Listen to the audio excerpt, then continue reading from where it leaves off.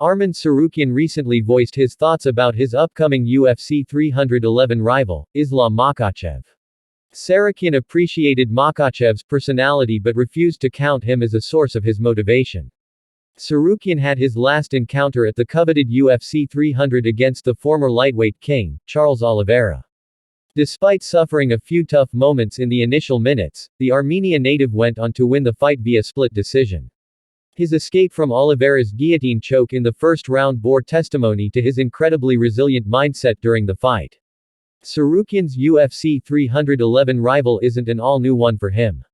He locked horns with Makhachev at the co-main event of UFC on ESPN+7 in 2019. However, Ahalkalakets lost the fight at the end of 3 rounds via a unanimous decision.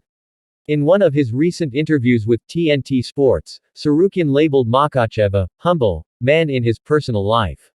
An ex-post from @home_of_fight also showcased the interviewer questioning Tsarukyan whether he had any special motivation to fight Makhachev.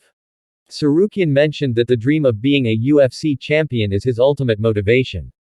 The belt, UFC lightweight championship, motivates me. Not him, Makhachev. Arman Tsarukyan's initial encounter against Islam Makhachev may have ended in a defeat for him, but the Armenian Russian learned quite a few lessons from it.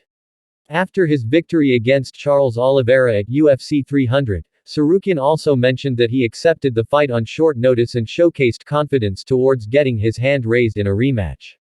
After the successful scheduling of the same for UFC 311, Tsarukyan caught up with the ESPN MMA reporter, Brett Okamoto, for an interview. In it, he mentioned that, "People overestimate Makhachev's wrestling skills.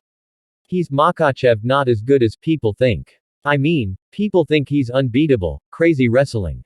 But I took him down when I was 22 years old, in the first fight.